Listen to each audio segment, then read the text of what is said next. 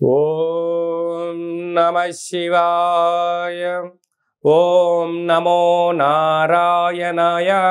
ఓం శ్రీ స్వర్ణాకర్షణ కాల భైరవాయ నమో నమః. ఓం ఒటుక కాల భైరవాయ నమో నమః. హరి ఓం. మా ఛానల్కి స్వాగతం. చూస్తున్న వీక్షకులకు, ప్రేక్షకులకు, ప్రియ కాళభైరవ భగవద్బంధులకి స్వాగతం పలుకుతూ మమ్మల్ని ఎంతగానో ఆదరిస్తూ ఉండబడిన ప్రియ సోదరి మనులకు అందరికీ కూడా ముక్కోటి ఏకాదశి పండగ శుభాకాంక్షలు.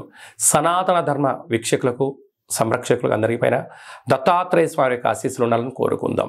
అలాగనే మార్గశీర్ష మాసం అనగానే శ్రీ వల్లి దేవసేన సుబ్రహ్మణ్యేశ్వర స్వామి యొక్క జయంతి, కాళభైరవ జయంతి, దత్తాత్రేయ జయంతి సందర్భంగా మనమందరము ఎలాంటి విధి విధానాలు పాటించాలో సవివరంగా సంపూర్ణంగా తెలుసుకుందాం. ఈ 16వ తారీఖు నుండి 31వ తారీఖు వరకు ద్వాదశ రాశుల్లో గ్రహ గమనాలను అనుసరిస్తూ ఎలా ఉండబోతుందో సవివరంగా సంపూర్ణంగా తెలుసుకుందాం. మేషరాశిలో గురు సంచార స్థితి, కన్యరాశిలో కేతు సంచార స్థితి, తులారాశిలో శుక్రుడు స్వక్షేత్ర సంచార స్థితి, వృశ్చిక రాశిలో కుజుడు స్వక్షేత్ర సంచార స్థితి, ధనుసు రాశిలో రవి బుధ సంచార స్థితితో బుధాదిత్య రాజయోగంతో ప్రయాణం అవ్వడం, కుంభరాశిలో శనేశ్వర స్వామి స్వక్షేత్ర సంచార స్థితి, మీనరాశిలో రాహు సంచార స్థితితో ద్వాదశ రాశుల్లో గ్రహ గమనాలు ఈ విధంగా ఉన్నాయి. ఇక్కడ విశేషంగా శుక్రుడు స్వక్షేత్రకారకుడు, కుజుడు స్వక్షేత్రకారకుడు, శనేశ్వర స్వామి వారు స్వక్షేత్రకారకుడు. విశేషమైనటువంటి 3 గ్రహాలు స్వక్షేత్రంగా ఉన్నప్పుడు ఎలాంటి ఉపయోగాలు ఉంటాయో సవివరంగా సంపూర్ణంగా తెలుసుకుందాం. సింహరాశి వారు ఈ కాళభైరవ జయంతి సందర్భంగా ఎలాంటి విధి విధానాలు పాటించాలో ఈ వీడియోలో సవివరంగా సంపూర్ణంగా తెలుసుకుందాం. సింహరాశిలో ఏ నక్షత్రాలు వస్తాయనగా మఖా నక్షత్రంలోని 4 పాదాలు, పుబ్బా నక్షత్రంలో 4 పాదాలు, ఉత్తరా నక్షత్రంలోని 1 పాదం కలిపితే సింహరాశి అవ్వడం జరుగుతుంది. చాలామందికి పుట్టినటువంటి కాల సమయంలో డేటా బర్త్లో లేనటువంటి ఏకైక కారణం చేత పేరు యొక్క మొదటి అక్షరాన్ని అనుసరిస్తూ ఆ రాశిని తెలుసుకునే ప్రయత్నం అవుతుంది. అవి ఏ అక్షరం ఒకసారి పరిశీలన చేద్దాం. మా, మీ, ము, మే, మో, టా, టి, టు, టే అక్షరాల వదనం సింహరాశి జాతకులే. సింహరాశి యొక్క అధిపతి రవి. వీరికి ధనవాకు కుటుంబ స్థానంలో కేతు సంచారం చేయడం వలన వీరు ఏ పనులు చెయ్యాలన్నా, సాధించాలన్నా దూర భవిష్యత్తుతో బ్రహ్మజ్ఞానంతో ఆలోచించగలిగినట్లయితే అద్భుతమైన దీర్ఘకాలికమైనటువంటి ధనాదాయం, స్థిర చరాస్తులు అంటే వ్యవసాయ తోటలు కానీ, ఫండ్స్లు కానీ, షేర్లలో కానీ దీర్ఘకాలిక కూర్చొని సంపాదించేటువంటి వాటిలో పెట్టుబడులు పెట్టగలిగినట్లయితే మీ యొక్క భవిష్యత్ కాలము చాలా మంచి కాలము అని చెప్పి గమనించాలి. తృతీయంలో శుక్రుడు స్వక్షేత్రకారకుడు అవ్వడం వలన తల్లిదండ్రులతో, అన్నదమ్ములతో, అక్కా చెల్లెలతో మానవ సంబంధాలుగా ఉండే ప్రయత్నం చేయండి. ఆర్థిక సంబంధాలుగా మార్చగలిగినట్లయితే వారు వాహనాలు, బంగారాభరణాలు ఇచ్చిపుచ్చుకునే వ్యవహారంలో స్వల్పమైనటువంటి బహుమతుల కన్నా ఖర్చులు పెరిగే పరిస్థితి చాలా అధికంగా ఉంటుంది, గమనించాలి. అర్ధాష్టమ కుజుడు మీ జన్మ నక్షత్రం రోజున అష్టమి, పూర్ణిమ తిథుల యందున ముఖ్యమైనటువంటి పనులు వాయిదా వేసుకోవడం ఉత్తమోత్తమం. సంతాన స్థానంలో బుధాదిత్య రాజయోగం ఉండడం వలన నూతనంగా వివాహమైన వారికి సంతాన యోగం, పిల్లల యొక్క చదువులు, పిల్లల యొక్క అభివృద్ధి, పిల్లలకు సంబంధించినటువంటి ఏర్పాట్లు చేయడంలో అద్భుతమైన విజయం మీ సొంతం కాబోతుంది. పిల్లలు జీవితంలో స్థిరపరచాలని మీ కోరిక చిరకాల కోరిక నెరవేరబోతుందని చెప్పి గమనించాలి. సప్తమంలో శనేశ్వర స్వామి స్వక్షేత్రకంగా ఉండడం వలన నూతనమైన గృహాలు, భవనాలు, క్రయ విక్రయాలు యోగదాయకం. ప్రేమికులకు మంచి కాలం. నూతనమైనటువంటి ఏదైనా పనులు ప్రారంభించాలనుకున్న వారికి బ్యాంకుల నుంచి కానీ, ప్రైవేట్ ఫైనాన్స్ నుంచి డబ్బులు అందుతూ అద్భుతమైన విజయానికి మీ సొంతం కాబోతుంది. అష్టమంలో రాహు సంచార స్థితి ఉండడం వలన దయచేసి అప్పులు ఇవ్వద్దు, అప్పులు తెచ్చుకోవద్దు. ఈ రెండింటి వలన రాబోయే కాలంలో ప్రమాదం పొంచి ఉంది, తస్మాత్ జాగ్రత్త. భాగ్యస్థానంలో దేవగురు బృహస్పతి సంచారం చేయడం వలన భార్యాభర్తలు, పార్ట్నర్షిప్ వ్యవహారాలు, సభల యందు, సమావేశాల యందు సమన్వయం చాలా అవసరం. చిన్న చిన్న విషయాలకు తగాదాకు దూరంగా ఉంటూ, మౌనంగా ఉంటూ అర్థం చేసుకొని మాట్లాడగలిగినట్లయితే మీకు అద్భుతమైన రాజగౌరవం మీ సొంతం కాబోతుంది. ప్రభుత్వ ఉద్యోగస్తులకు, ప్రైవేట్ సెక్టార్లో ఉండబడిన వారందరికీ, వ్యవసాయ సోదరీమణులకు, గృహ భవన నిర్మాణ కార్యక్రమాల వారందరికీ కూడా, చేతి వృత్తుల వారికి, వ్యాపార రంగం వారికి చాలా మంచి కాలము అని చెప్పి గమనించాలి. ఇంకను ఈ డిసెంబర్ నెలలో ద్వితీయార్థంలో అద్భుతమైన విజయం సాధించగలగాలి అన్నట్టయితే ఏం చేయాలో కూడా మనం తెలుసుకుందాం. ఈ యొక్క పాత్రను కంచు పాత్ర అంటారు.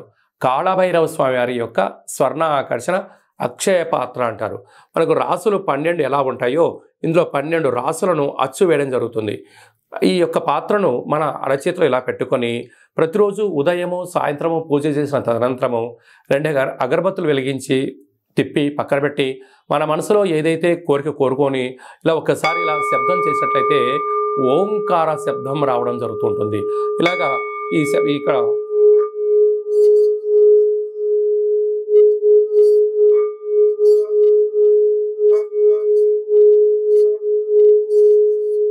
ఈ యొక్క అక్షయ పాత్ర ద్వారా ఈ శబ్దాన్ని సృష్టించడం వలన ఓంకార శబ్దం ద్వారా గృహంలో ఉండబడినటువంటి వాస్తు, నరదృష్టి, శత్రు ప్రభావ దోషాలు తొలగిపోతాయని చెప్పి గమనించగలగాలి. అక్షయము అనగా నశించబడనటువంటిది. కాలభైరవుడు అనగా కాలం అనేటువంటిది మనకు అనుకూలంగా ఉండేటువంటి పరిస్థితి ఉంటుంది. పిలిస్తే పలికే ఏకైక భగవంతుడే కాళభైరవ స్వామివారు. కనుక మనమందరము కూడా ఈ కాళభైరవ జయంతి సందర్భంగా స్వామివారిని స్మరిద్దాం. గృహంలో కుష్మాండ దీపాన్ని లేక నారికేల దీపాన్ని వెలిగించుకుందాం. అక్షయ పాత్రను సొంతం చేసుకుందాం. ఇంట్లో పెట్టుకొని సకల యంత్ర, మంత్ర, తంత్ర, పరతంత్ర, తాంత్రికపరమైనటువంటి దోషాలు తొలగిపోయి సంపూర్ణమైనటువంటి అష్ట కష్టాలకు స్వస్తి పలికి అష్టైశ్వర్యం స్వాగతం పలకడానికి మనకు కాళభైరవ స్వామికి ఆశీస్సులు ఉంటాయని చెప్పి గమనించగలగాలి. ఆసక్తి గలవారు ఈ కింద నెంబర్ను సంప్రదించి పొందగలరు. ఈ యొక్క అక్షయ పాత్రతో పాటు కాళభైరవ స్వామి యొక్క ఒక పిరమిడు, స్వామివారి యొక్క కంకణము, ఉట్టి, ఇంటి బయట కట్టుకోవడానికి సౌభాగ్య ఉట్టిని, మీ యొక్క గోత్రనామాల పేరుపైన మన యొక్క స్వర్ణాకర్షణ కాళభైరవ స్వామి యొక్క దేవాలయంలో 41 రోజు కుష్మాండ దీపాన్ని కూడా పెట్టడం జరుగుతుంది. ఆసక్తి గలవారు ఈ కింద నెంబర్ సంప్రదించవచ్చు. అలాగే మీ వ్యక్తిగత జాతకం తెలుసుకోవాలనుకుంటున్నారా? మీ యొక్క పేరు, పుట్టినటువంటి తేదీ, నెల, సంవత్సరం, పుట్టిన సమయం రాసి వాట్సాప్లో పంపించగలిగినట్లయితే మీరు పుట్టినప్పుడు గ్రహ గమనాలు ఎలా ఉన్నాయి, ప్రస్తుతం ఎలా ఉంటున్నాయి, రాబోయే కాలంలో ఎలా ఉండబోతున్నాయో సవివరంగా సంపూర్ణంగా 100 సంవత్సరాల జాతకాన్ని వ్రాసి పంపించి మీకు తెలియజేయడం జరుగుతుంది.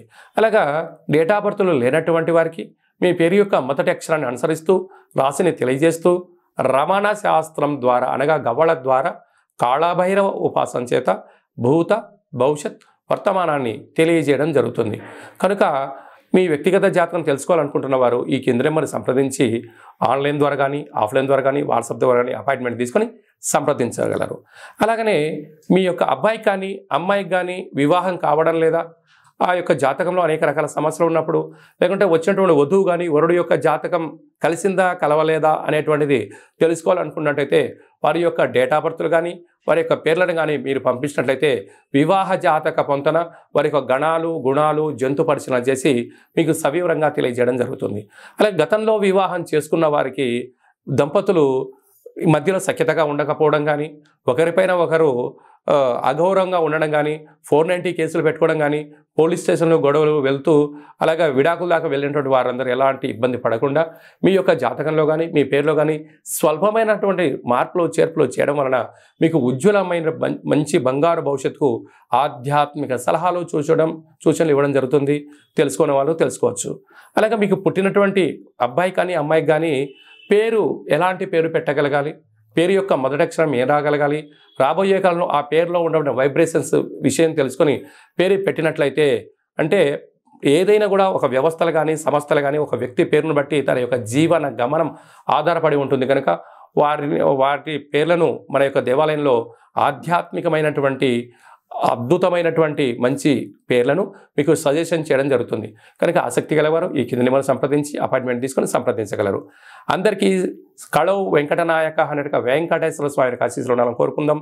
అందరినీ ఆశీర్వదించడం ప్రార్థన చేద్దాం.